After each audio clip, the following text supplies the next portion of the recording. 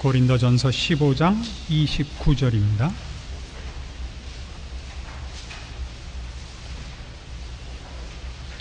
만일 죽은 자들이 도무지 살지 못하면 죽은 자들을 위하여 세례받는 자들이 무엇을 하겠느냐? 어찌하여 저희를 위하여 세례를 받느냐? 또 어찌하여 우리가 때마다 위험을 무릅쓰리요? 형제들아, 내가 그리스도 예수 우리 주 안에서 가진 바 너희에게 대한 나의 자랑을 두고 단언하노니 나는 날마다 죽노라. 내가 범인처럼 에베소에서 맹수로 더불어 싸웠으면 내게 무슨 유익이 있느냐?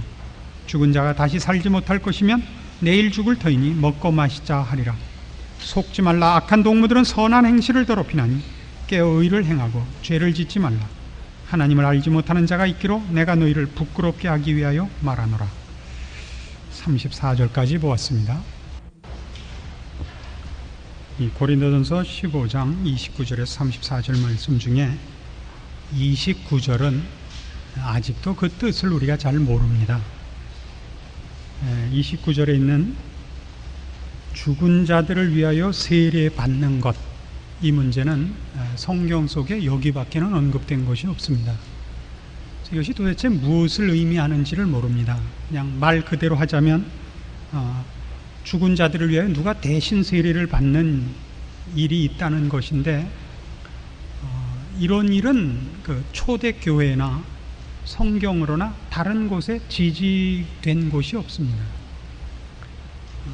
교회사적으로 아직까지 죽은 자를 위하여 대신 세례를 받는 일이 없고, 성경적으로도 어느 곳에도 이 말의 일차적인 의미에 맞는 그런 지지 발언이 아무 곳에도 없습니다. 그래서 이 문제에 관해서는 우리는 뭐라고 얘기를 할 수가 없고, 이게 무슨 뜻인지 나중에 천국에 가서 확인을 해봐야 되겠습니다. 언젠가 한번 어떤 선교 단체에서 젊은이들이 절 찾아와 가지고 하나님의 주권에 대해서 많이 물어본 적이 있습니다. 그래서 하나님의 주권이 어떻게 우월한가, 절대적인가를 쭉 설명을 하니까 이 친구들이 그 다음에 인간의 자유의지에 대해서 또 물었습니다.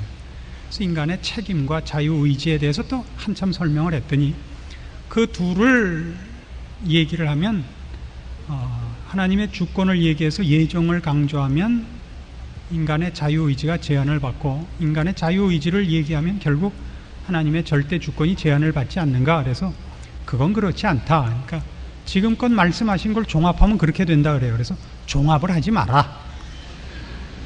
어떻게 안 하는가? 그래서 종합을 해서 하나님의 말씀이 이상해지는 거라면 난 종합을 안 한다. 그런 말이 어디 있는가 그래요. 그렇게 사람이 지조가 없는가? 그래서 내가 왜 지조가 없겠는가? 지조가 여러 개라 그렇지. 나는 하나님 편이라. 나는 논리적이고 무슨 수리적이고 이지적이고 유식한 자가 되려는 것이 아니라 난 하나님 편을 들려는 자다. 하나님의 주권을 강조해야 될 때는 끝까지 그걸 강조할 것이요, 인간의 자유의지를 설명할 때는 그렇게 할 것이라. 둘을 종합해서 성경이 이상하게 된다면 난 죽을 때까지 그것을 종합하지 않으리라. 이렇게 설명했던 기억이 납니다. 그래서 이 29절도 저는 모릅니다. 그래서 굳이 모르는 걸 서로 묻지 말고 우리는 30절로 넘어갑시다. 그래도 아무 문제가 없기 때문입니다. 29절에서 34절까지 있는 이 내용들, 특히 30절, 또 어찌하여 우리가 때마다 위험을 무릅쓰리요? 형제들아, 내가 그리스도 예수 우리 주 안에서 가진 바 너희에 대한 나의 자랑을 두고 단언하노니 나는 날마다 죽노라. 그러니까 때마다 위험을 무릅쓰고 날마다 죽는 이 일들은 도대체 무슨 의미인가 하는 것을 먼저 알 필요가 있습니다. 지금 우리는 이게 부활에 관한 것을 얘기하는데 이 문제가 나왔다는 것을 잊지 않아야 됩니다. 왜 부활과 함께 이 때마다 위험을 무릅쓰고 날마다 죽는 문제가 거기에 언급되는가 하는 것입니다. 그러니까 부활이 있느냐 없느냐는 결국 그의 신앙의 시각이 내세적이냐 현세적이냐라는 차이고, 내세적이냐 현세적이냐 하는 문제가 야기되면 결국 지금을 무엇을 위해서 사는가 하는 문제가 됩니다. 내세적이면 지금은 내세를 준비하는 것이 되고, 현세적이면 지금 보상을 받아야 되는 것입니다. 이건 대단히 틀리죠. 이건 좀 더 근본적으로 고린도 전서는 전부 다, 후서도 마찬가지입니다. 고린도 교회 교인들의 신앙 중에 이런 근본적인 문제 때문에 씌어진 겁니다. 즉, 신령한 것이 무엇이냐 하는 겁니다. 신령한 것이 무엇이냐, 신령하다는 것이 무엇이냐 하는 문제 때문에 사도 바울과 고린도 교회 사이에 커다란 견해 차이가 있고, 고린도 교회 교인들이 그 문제에 대한 오해로 전체적인 신앙에 커다란 실패가 있기 때문에 사도 바울이 지금 이 서신을 쓰고 있습니다. 그러니까 고린도 교회 교인들식으로 얘기를 하자면 신령하면 능력 있고 온전해야 되지 않느냐 이거고, 바울의 얘기는 신령하다는 건 내세적이고, 하나님이 지금 이 세상에서 하나님의 은혜와 구원과 영원한 약속을 증거하기 위하여 우리들을 이 세상에서는 어려운 길을 걷게 하신다. 그래서 이 세상에서 진짜로 신령한 자들, 제대로 된 신앙을 갖고 있는 자들은 이 세상에서 환난을 당하고 십자가의 길을 걷고 있는 것이 신령한 것이다. 이 싸움입니다. 고린도전서 1장으로 가봅시다. 고린도전서 1장 4절.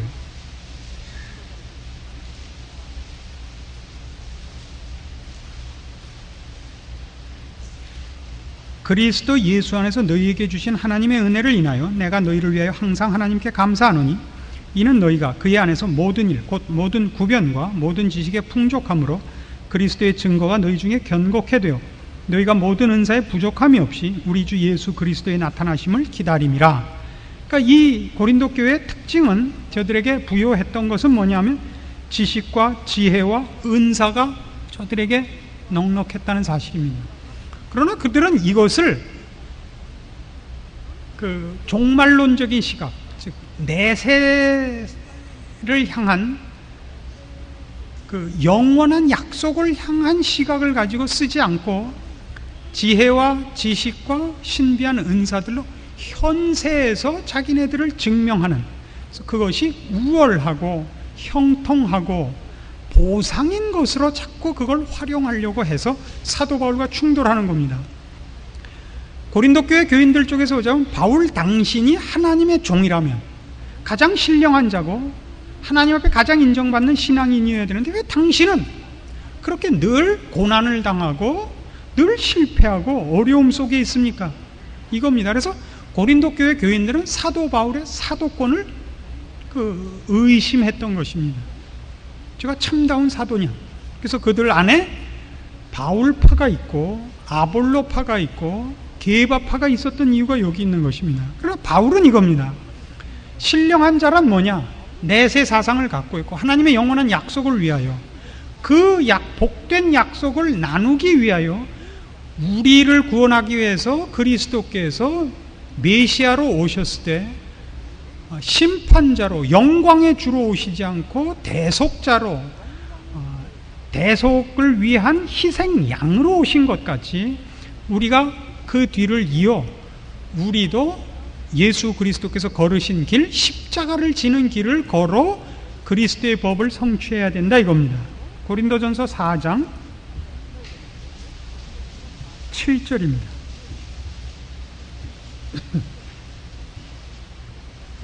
4장 7절. 누가 너를 구별하였느냐? 네게 있는 것 중에 받지 아니한 것이 무엇이냐? 네가 받았은즉 어찌하여 받지 아니한 것 같이 자랑하느냐? 너희가 이미 배부르며 이미 부요하며 우리 없이 왕노릇하였도다. 우리가 너희와 함께 왕노릇하기 위하여 참으로 너희의 왕노릇하기를 원하노라. 내가 이 생각건대 하나님이 사도인 우리를 죽이기로 작정한 자같이 미말해 두셨음에 우리는 세계 곧 천사와 사람에게 구경거리가 되었노라. 우리는 그리스도의 연고로 미련하되 너희는 그리스도 안에서 지혜롭고, 우리는 약하되 너희는 강하고, 너희는 존귀하되 우리는 비천하여 바로 이 시간까지 우리가 줄이고 목마르며 헐벗고 매맞으며 정처가 없고, 또 수고하여 친히 손으로 일을 하며 후욕을 당한 즉 축복하고 핍박을 당한 즉 참고 비방을 당한 즉 권면하니 우리가 지금까지 세상의 더러운 것과 만물의 찢기같이 되었도다. 이 비난의 그 핵심을 보십니까? 너희는 신령한 것이 부요하고 왕노릇하고 또 지혜롭고 강하다고 생각하지만 실제 우리는 하나님 안에서 어떤 꼴을 당하고 있냐 하면 미련한 자 같고 약한 자 같고 비천하고 헐벗고 매맞고 그리고 늘 비방을 당하고 있다 이거예요. 이것이 하나님이 그의 종들을 쓰는 방법이요 신앙인들을 이 세상에서 걷게 하시는 모습이지, 이 세상에서는 하나님의 자녀들이 어떤 보상을 받는 것은 아니다. 여기가 궁극적인 목적지가 아니다 이거예요. 그러나 너희는 그렇게 생각해서 너희는 이미 배부르며 이미 부요하며 우리 없이 왕노릇하였도다. 실제로 우리는 어떤 꼴을 당하고 사도인 우리를 죽이기로, 하나님이 죽이기로 작정한 자같이 미말에 두셔서 천사와 사람에게 구경거리가 되게 하고 세상의 더러운 것과 만물의 찢기같이 대접하고 계시다고요. 왜요? 우리의 영원한 상급과 영원한 지위는 결국 내세에서 일어날 것이고 그것을 위하여 지금 여기서는 훈련되는 것이고 만들어져 가는 것이고, 그리고 그런 모습으로만 하나님께서 베푸신 진리와 생명과 약속들을 증거하시기를 기뻐하셨기 때문입니다. 그래서 결국 이 모든 싸움은 신령함에 관한 싸움입니다. 신령함에 관한 싸움. 그러니까 이 문제는 어느 시대나 신자들 사이에서 일어나는 싸움입니다. 신령하다, 믿음이 좋다, 그러면 이 세상에서 보상을 받는다라고 얘기하는 건 언제나 우리 주변에 있는 가르침입니다. 그렇지 않습니까? 뢰마 선교의 가르침이 그겁니다. 올바른 믿음을 가진다면 병이 걸리지 않는답니다. 올바른 믿음을 가진다면 실패하지 않는다. 그렇지 않습니다. 지금 바로 이 싸움이죠. 너희는 이미 배부르고 이미 부유하고 이미 왕노릇하고 있습니다. 그것이 신령한 것이요, 하나님께서 신령한 자에게 주는 보상이냐? 아니라 이거예요. 우리를 봐라 이거. 나를 봐라. 나는 사도인 우리를 하나님이 죽이기로 작정한 자같이 미말에 두시고 천사와 사람에게 구경거리가 되게 하시고 세상의 더러운 것과 만물의 찢기같이 되게 했다고요. 왜요? 우리의 보상과 영원한 집은 여기에 있지 않고 하나님이 신령한 것으로 약속하신 모든 것은 이 세상에 존재하지 않기 때문입니다. 그래서 우린 부활 사상 속에 있죠. 그래서 우리가 다시 살아 예수 그리스도와 함께 그 나라를 유업으로 받는다라는 것이 우리 신앙의 가장 중요한 목표이고 핵심이지, 우리가 믿은 것으로 이 세상에서 무슨 상을 받으며 어떤 대접을 받느냐는 우리 생각 속에는 없는 것입니다. 우리는 거기를 향하여 가고 그러기 위하여 이 세상에서 하나님의 자녀로, 이 세상은 악하고 어둡고 그리고 헛된 데지만 우리는 영원을 준비하고 영광된 자리로 약속을 받고 이 세상을 나그네로 지나가며 그러는 동안 하나님께서 우리에게 약속하신 것을 증거하는 자로 복의 근원으로 살아가고 있는 자들입니다. 그래서 바울의 답변은 이것입니다. 오늘 우리 본문에 나오는 바와 같이 왜 때마다 위험을 무릅쓰고 왜 매일 죽느냐? 그 이유는 부활과 영생을 목표로 하고 있는 자는 예수 그리스도와 그리스도의 베푸신 구원과 은혜를 나누기 위하여 이 세상에서 환난과 고난을 피하지 않기 때문에 때마다 환난을 당하고 날마다 죽을 수밖에 없다는 것입니다. 다시요, 우리는 영원한 약속과 영광의 자리가 내세적입니다. 그러나 하나님께서 이 땅에 오셔서 우리를 구원해 내신 것 같이, 그리고 그 구원을 위하여 이제 우리를 부르사 우리를 제사장으로 쓰고 있습니다. 우리의 소망은 저기에 있습니다. 이 세상은 예수 그리스도를 모르고 십자가를 모릅니다. 그를 쫓는 우리를 모릅니다. 세상은 우리에게 조롱과 회방과 핍박과 온갖 유혹을 해대는 것이 세상입니다. 그러나 여기서 우리가 오래 살아야 할 아무런 이유가 없지만 하나님께서 그 나라를 확장하시고 죽어가는 영혼들을 불러내시는 일에 우리를 동역자로 부르고 계십니다. 그래서 우리는 주께서 구원의 문을 열어놓고 계시기 때문에 그 구원의 사역자로서 하나님께서 부르시는 영혼들 앞에 증언자로, 하나님의 복되신 구원을 전달하는 자로, 또 하나님의 백성들을 위로하고 함께 가기 위해 쓰임받는 자로서 예수 그리스도와 믿음의 이웃들과 구원을 받아야만 되는 모든 세상의 사람들을 향하여 이 세상이 우리에게 보상하고 대접하는 모든 비난과 오해와 조롱과 협박을 감수하기로 하는 겁니다. 영원을 준비하고 있고 내세를 소망으로 갖고 있으되 우리가 해야 하는 일은 우리가 누군지를 모르고, 아니 우리를 향하여 이를 갈고 우리를 보기 싫어하고 괜히 우리를 핍박하는 이 속에서 우리가 얻은 구원과, 그리고 저들에게 하나님께서 아직도 가지고 계시는 은혜와 공유를 베풀기 위하여 내가 존재해야 됩니다. 내가 이 일을 안 하고 입 다물어 버리면 우리는 세상에서 고난을 당할 이유가 없습니다. 그러니까 바울이 때마다 위험을 무릅쓰고 날마다 죽는 이유가 뭐냐 그러면 영원한 소망을 위해서며, 그 영원한 소망을 하나님께서 나와 또 얼마든지 부르신 모든 사람을 위하여 하나님이 나를 부르셨기 때문에 그걸 외면하지 않는 정당한 신자라면 그의 생애 속에 때마다 날마다 고난과 죽음을 각오할 수밖에 없다는 것입니다. 부활이라는 것은 내가 이제 죽어도 나는 부활할 것이요 하나님의 나라에 가서 살 것이다, 이렇게만 되어 있는 문제가 아니라 그 부활 사상을 어떻게 이해했느냐에 따라서 오늘 이 현실을, 이 세상을 어떻게 살아가야만 되느냐라는 가장 중요한 하나의 책임을 우리에게 확인시키는 것입니다. 나는 날마다 죽는다. 왜요? 지금까지 설명한 것을 성경에 있는 대로 보십시다. 같은 고린도전서 16장 8절을 보십시오.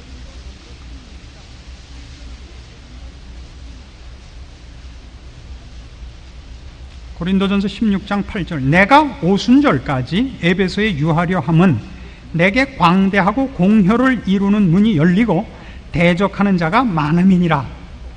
이 편지를 에베소에서 썼어요. 고린도 교회에 보낸 편지를.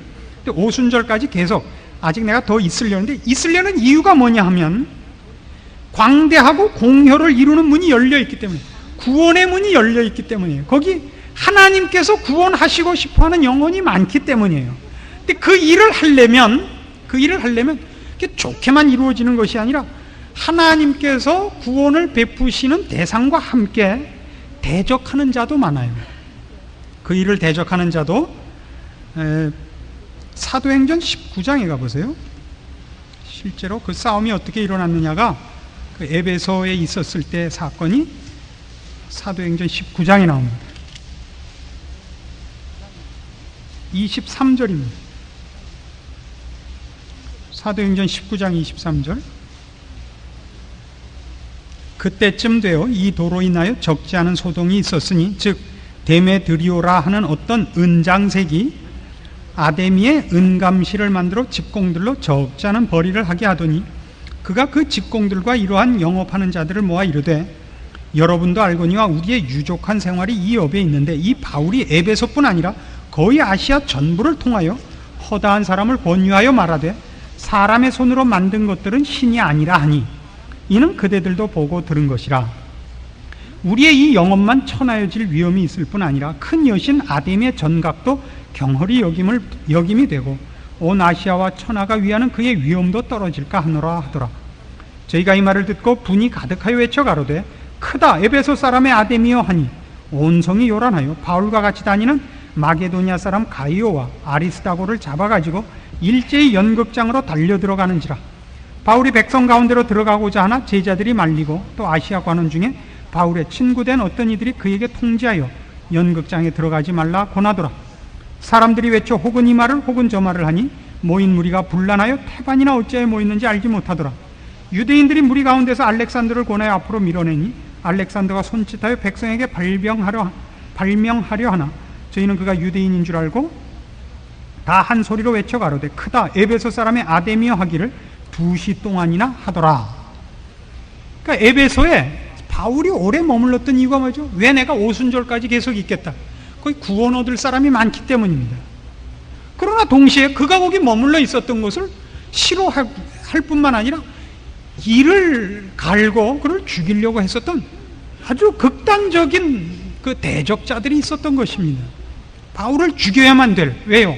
바울이 여기 아데미라는 신전과 신은 그 다이아나 여신입니다. 달의 여신 다이아나. 그러니까 이 여신을 모시고 그 여신을 모시는 일에 쓰임 받는 일들을 만들어서 돈을 벌던 이 은장색들이 바울로 인하여 자기네들 직업이 위태롭게 되자 바울을 죽이려고 소동을 일으킨 것이 사도행전 19장에 기록된 것입니다. 그러나 그런 어려움을 사도 바울이 왜 감당하기로 하죠? 왜 감당하기로 해요? 이 세상에서 내가 죽어봤자 아무 손해가 없기 때문이에요.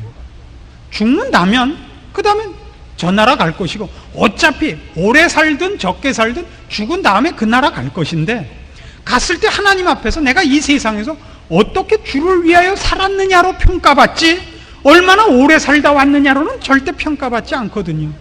그가 어떤 어려움을 당해도 외면하지 않는 이유는 주께서 베푸신 구원을 더 많은 사람에게 나누고 싶은 그리스도의 사랑에 동참한 까닭이요, 또 우리가 하나님 앞에 설 때 평가받는 일이 이 세상에서의 가치로서가 아니며 이 세상에서 오래 산 것도 아니며 누가 주를 위하여 신자답게 살았느냐로 평가될 것이니까 그는 때마다 고난을 무릅쓰고 날마다 죽는 일을 기꺼이 감수할 수 있게 되는 것입니다.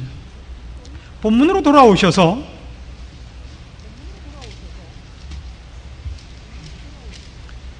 32절에는 이 말을 그래서 내가 범인처럼 에베소에서 맹수로 더불어 싸웠으면 내게 무슨 유익이 있느뇨? 죽은 자가 다시 살지 못할 것이면 내가 죽을 테니 먹고 마시자 하리라 하는 말이 하나 더 언급되고 있는데, 맹수로 더불어 싸운다는 것은 우리가 잘 아는 대로 로마 시대에 그 맹수들을 원형 경기장에 풀어놓고 죄인들을 그 안에 넣어서 맹수와 함께 맨손으로 싸우게 하는 처형법입니다만은, 이것은 맹수하고 싸운다는 그 표현 그대로 이해해서는 안 될 것입니다. 바울은 로마 시민권자고 로마 시민권자는 맹수의 밥으로 던져주는 그런 형을 받지 않습니다. 로마 시민권자는 십자가형이나 이 맹수에게 던져지거나 화형을 당하는 극형에는 처해지지 않습니다. 그래서 이 맹수는 오히려 그 에베소에 있었던 그를 대적하는 자들을 비유한 것으로 보여집니다. 3장 3절에 가보시면, 고린도전서 3장 3절에 가시면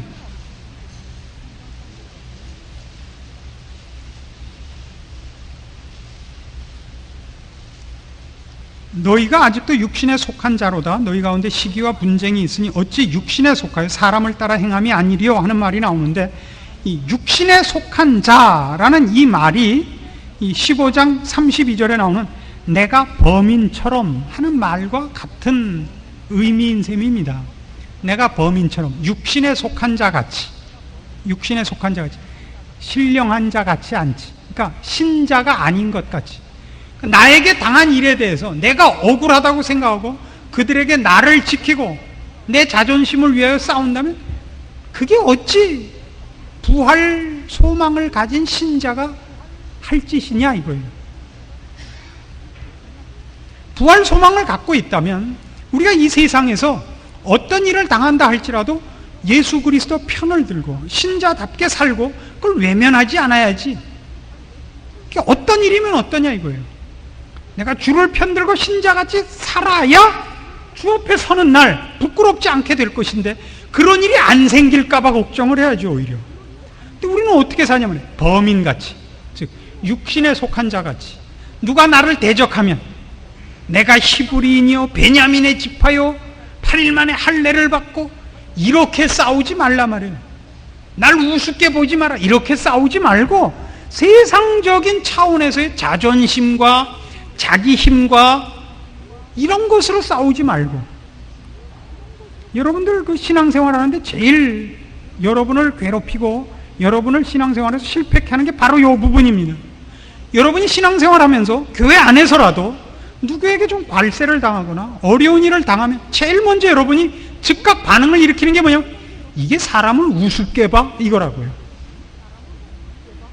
여러분이 제일 요 근래 많이 일어나는, 우리 주변에 많이 나는 일 중에 하나가 이제 자동차 접촉사고예요.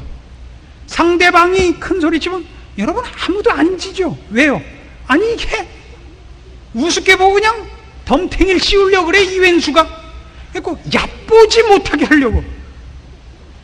이게 우리한테 제일 크게 있는 게 법인같이 육신에 속한 자라면. 그러지 마시고 웃으면서, 그러지 마시고 우리 경찰을 부릅시다 그러세요. 뭐? 아쭈 이러지 마시란 말이에요. 그게 무슨 잘하는 짓이라고. 이게 누굴 우습게 봐? 우습게 보라 그러시고 경찰을 부르세요. 우리 경찰서에 가서 얘기합시다. 그 상대방이 아각아각 고면 가만히 기다리다가 말씀 다 하셨습니까? 그리고 여러분 말씀을 하세요. 틀니를 뺐다 꼈다 그러실 거 하나도 없다고요. 교회 안에서도 마찬가지. 억울해하지 마세요. 범인처럼 살지 마세요. 맹수로 더불어 맨손으로 싸우지 마세요. 성경이 가르치는 거예요. 그래서 이제 그 끝에 나오는 속지 말라, 악한 동무들은 선한 행실을 더럽히나니, 이 말은 결국 뭐예요?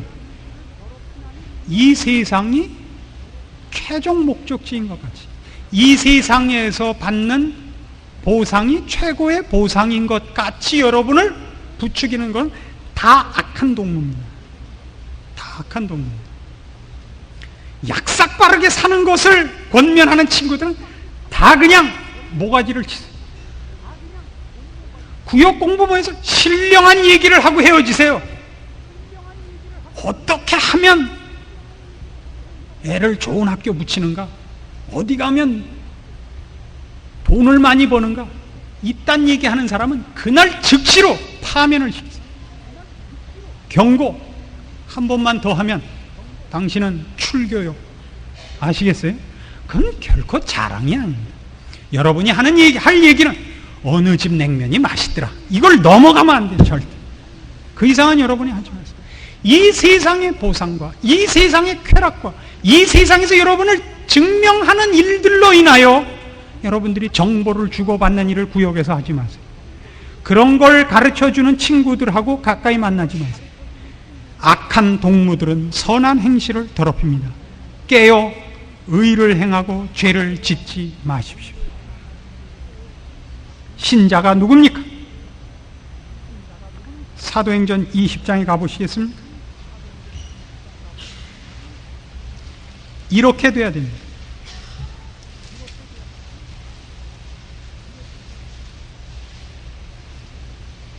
사도행전 20장 22절. 보라, 이제 나는 심령의 매임을 받아 예루살렘으로 가는데 저기서 무슨 일을 만날는지 알지 못하노라. 오직 성령이 각 성에서 내게 증거하여 결박과 환난이 나를 기다린다 하시나, 나의 달려갈 길과 주 예수께 받은 사명, 곧 하나님의 은혜의 복음 증거하는 일을 마치려 하면은 나의 생명을 조금도 귀한 것으로 여기지 아니하노라. 아멘. 고린도후서 11장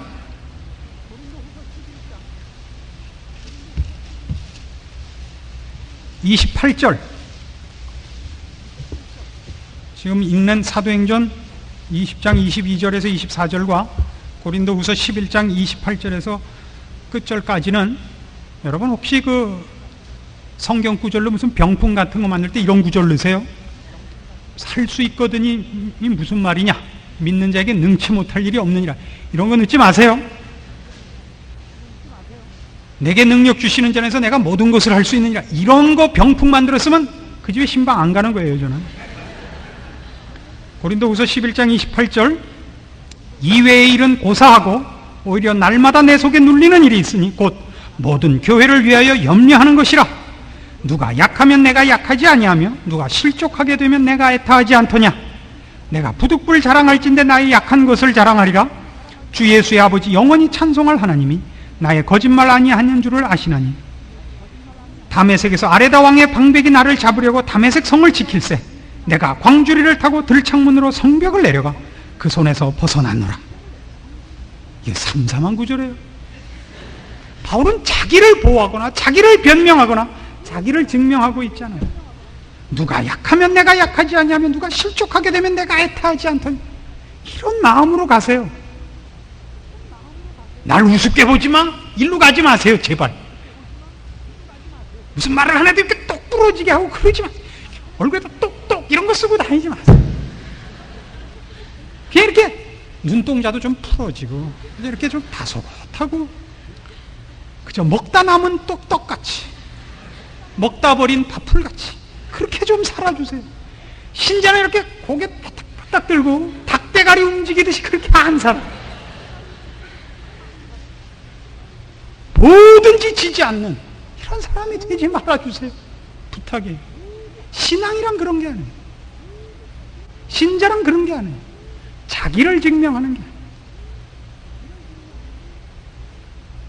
누가 약하면 내가 약하고 누가 실족하면 내가 애타는 나를 위해서 얘기할 것이다면 나의 약한 것 외에는 할 말이 없는 그런 사람이 되어주세요. 이게 부활 생명으로 가는 신령한 신자들의 마땅한 삶의 자세요, 태도요, 원리요, 모든 것입니다. 기도하십시다. 하나님 아버지 은혜를 감사합니다.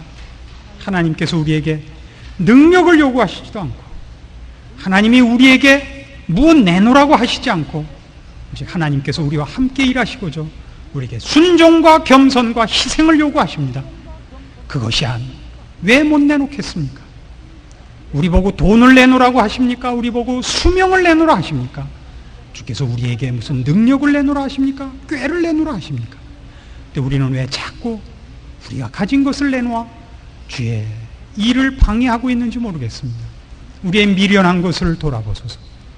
우리로 지혜롭게 하사 우리 하나님이 우리에게 맡기신 이 일의 영화로움과 그 비밀과 지혜를 알게 하사 우리로 순종하게 하옵소서, 겸손하게 하옵소서, 인내하게 하옵소서, 십자가를 지게 하시옵소서.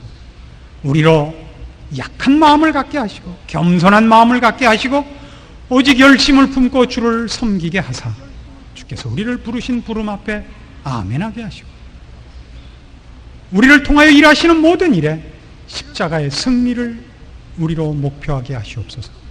그래야 하나님께서 우리 인생 속에서 증거되고 우리의 삶에 생명의 열매가 맺혀지고 하나님의 은혜와 긍휼과 자비와 구원이 증거되는 하나님께서 쓰시는 복된 삶이 되게 하시옵소서. 예수님의 이름으로 기도합니다. 아멘.